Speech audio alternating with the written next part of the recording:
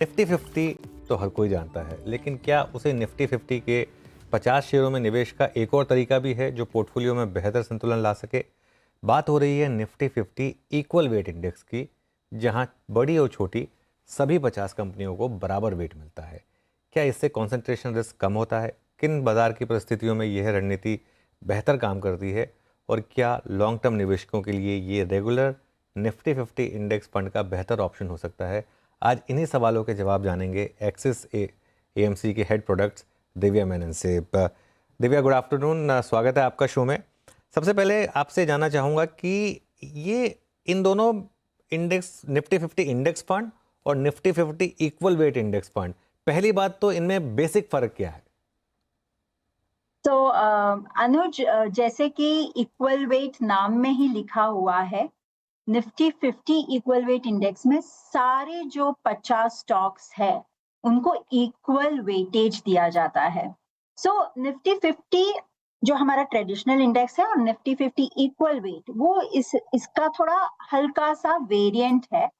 दोनों में 50 स्टॉक है और सेम 50 स्टॉक्स है, बट इक्वल वेट में फर्क ये है कि हर स्टॉक को 2% का वेटेज दिया जाता है। जबकि अपना जो ट्रेडिशनल इंडेक्स है निफ्टी 50, वहां पे आप देखेंगे कि जो सबसे बड़ी कंपनीज है, बड़ी मार्केट कैप वाली कंपनीज है, उनको सबसे ज्यादा वेटेज दिया जाता है। सो सिंपल टर्म्स में अगर मैं बोलूँ, टॉप 10 कंपनीज अगर आप निफ्टी 50 में देखोगे तो 50% से ज्यादा आपका वेटेज ये टॉप 10 कंपनीज में जाता है। जबकि top 10 companies equal weight index में अगर आप देखोगे तो वो सिर्फ 20% तक है। तो ये सबसे बड़ा फर्क है।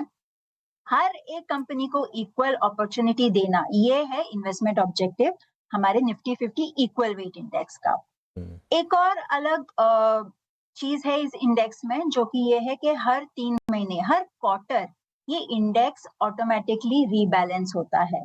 मैंने जैसे कहा 2% का वेट दिया जाता है हर स्टॉक को, हर शेयर को। अगर वेट ऊपर जाता है या नीचे जाती है तो वो वेटेजेस फाइन ट्यून होते हैं हर क्वार्टर वापस 2% के वेट पे लाया जाता है। ये है बेसिक डिफरेंस एक निफ्टी 50 इंडेक्स जो हमारा ट्रेडिशनल इंडेक्स है और निफ्टी 50 इक्वल वेट इंडेक्स। इसमें अगर दिव्या एक चीज़ मैं पूछना चाहूँ आपसे, पास्ट डेटा क्या कहता है? क्या इस ये इंडेक्स निफ्टी 50 को आउट परफॉर्म करता है, अंडर परफॉर्म करता है, या मोर और लेस बस उससे में 1-2% का ही वेरिएंस होता है? सो अनुज, अगर आप पास्ट परफॉर्मेंस देखोगे, हम्म, ऐसा नहीं है कि हर साल निफ्टी 50 इक्वल वेट ने अपने ट्रेडिशनल इंडेक्स को बीट किया है, ऐसा नहीं है। बट अगर आप लॉन्गर टर्म टेनर देखोगे, 3 साल, 5 साल या 5 से ज्यादा साल, जो कि देखना चाहिए एक इक्विटी इंडेक्स के लिए, 10, 15, 20 साल की हिस्ट्री है हमारे पास। ये अगर आप हिस्ट्री देखोगे तो आप देखोगे कि हर इन्वेस्टमेंट होराइजन में निफ्टी 50 इक्वल वेट ने आउट परफॉर्म किया है निफ्टी 50 इंडेक्स को। सो सिर्फ परफॉर्मेंस की बात नहीं करनी चाहिए, हमें ये भी देखना चाहिए कि रिस्क कितना था, माने वॉलेटिलिटी कितनी थी, ऊपर नीचे कितना ज्यादा होता है। तो वॉलेटिलिटी अगर आप कंपेयर करोगे, ये अलग अलग इन्वेस्टमेंट होराइजन में वॉलेटिलिटी में ज्यादा फर्क नहीं है, बट परफॉर्मेंस में जरूर फर्क है, जरूर आउट परफॉर्मेंस है। इसलिए नियर टर्म छोड़ के अगर हम लंबी इन्वेस्टमेंट होराइजन देखेंगे तो वहां पे ये स्ट्रैटेजी ने काफी आउट परफॉर्मेंस दिया है कंपेयर टू अपना ट्रेडिशनल स्ट्रैटेजी। ओके। तो इसमें कंसंट्रेशन रिस्क क्या काफ़ी कम हो जाता है? और क्या ये फिर in that case different market cycles में इन्वेस्टर्स को प्रोटेक्ट करता है? ये कितना इम्पोर्टेंट है? तो ये बहुत ही अच्छा पॉइंट आपने रखा है अनुज, कंसंट्रेशन रिस्क। जब जैसे मैं पहले भी बोल रही थी, निफ्टी 50 इंडेक्स में अगर आप देखोगे, टॉप 10 स्टॉक्स का वेटेज आप देखोगे 50% से ऊपर है। बॉटम 10 स्टॉक्स निफ्टी 50 में ये तो 6% भी नहीं है। सो बहुत स्क्यू है निफ्टी 50 का अगर आप इन्वेस्ट करोगे। सिंपल टर्म्स में आज मैं अगर 100 रुपए निफ्टी 50 में डालू, 50 रुपए से ज्यादा तो मेरा ये 10 नामों में ही चले जाता है, जो मेगा कैप्स हम बोलते हैं। बट इक्वल वेट में ये कॉन्सेंट्रेशन रिस्क काफी कम हो जाता है, क्योंकि इक्वल वेट में मैं टॉप 10 लू या बॉटम 10 लू, दोनों में 20% का वेटेज है। काफी मुझे एलोकेशन डाइवर्सिफाई करने को मिलता है, भले ही नाम वही 50 हो, वही 50 बड़ी कंपनियां दोनों इंडेक्स में है, बट मेरा वेटेज काफी डाइवर्सिफाइड हो जाता है इक्वल वेट इंडेक्स में।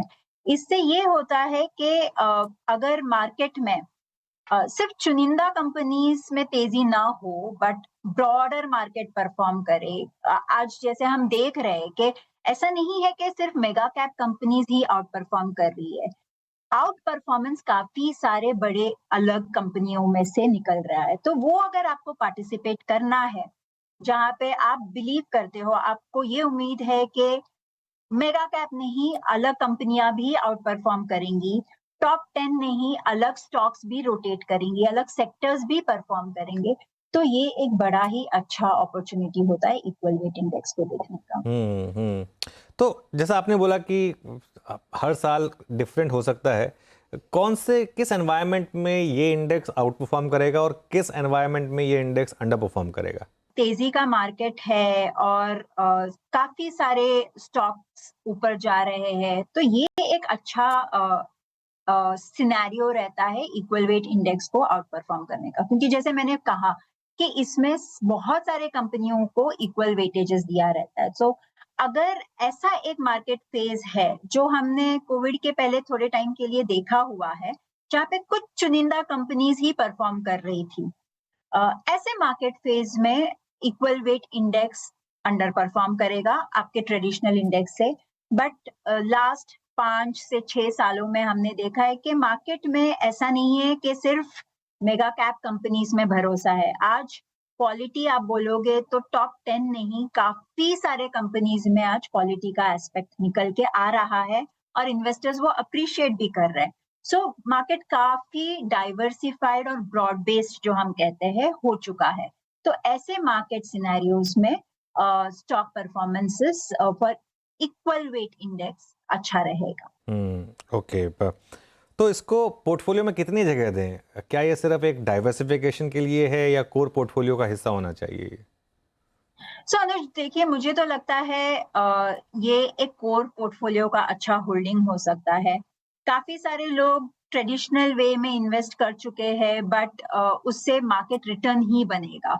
बट अगर आपको थोड़ा चैलेंज करना है, वही 50 जो आज मैं इक्वल वेट इंडेक्स की बात कर रही हूँ, वो वही 50 टॉप 50 क्वालिटी नेम्स में इन्वेस्ट कर रहा है। तो ऐसा नहीं है कोई भी कंपनी आ चुकी है आपके इंडेक्स में, वो 50 कंपनीज में वेटेजेस के वजह से जो आपको फायदा हो सकता है, वो अगर लेना है तो आप आपके कोर पोर्टफोलियो में बिल्कुल इसे अपना पार्ट कर सकते हैं। जैसे आप ट्रेडिशनल निफ्टी 50 को देखते थे, उसी तरह से आप ये निफ्टी 50 इक्वल वेट को भी देख सकते हैं। वोलेटिलिटी जैसे मैंने कही, अगर आपका इन्वेस्टमेंट होराइजन 3 या 5 साल से ज्यादा है तो वोलेटिलिटी बिल्कुल काफी सिमिलर है दोनों इंडाइसेस में, बट रिटर्न पोटेंशियल इसका बेटर बन जाता है। तो बिल्कुल आप इसे आपके long term core portfolio allocation का पार्ट कर सकते हैं। कॉस्ट फैक्टर्स हैं, इम्पैक्ट कॉस्ट वगैरह वो सेम रहती हैं या फिर जो मेन निफ्टी 50 एक इंडेक्स फंड है उसके मुकाबले थोड़ी सी स्क्यू हो जाता है इसमें? सो इम्पैक्ट कॉस्ट एक बिल्कुल करेक्ट पॉइंट आपने रखा है अगर मैं इसके एक कॉन के बारे में बात करूं, क्योंकि जैसे मैंने बोला हर क्वार्टर ये इंडेक्स रिव्यू और रीबैलेंसिंग करता है। सो जो चर्न होता है वो थोड़ा ज्यादा इस फंड में होता है, बट ये चर्न बिल्कुल वेटेजेस ऊपर नीचे जो गए हैं उसको 2% में लाने के लिए चर्न होता है, तो उस तरह से चर्न ज्यादा होता है। बट 50 स्टॉक जो निफ्टी 50 में है वही 50 स्टॉक है, ये काफी बड़े स्टॉक्स है, काफी लिक्विड स्टॉक्स है मार्केट के, तो इसके वजह से इम्पैक्ट कॉस्ट पर से मुझे नहीं लगता ज्यादा होगा, चर्न कॉस्ट बिल्कुल थोड़ा सा ज्यादा हो सकता है।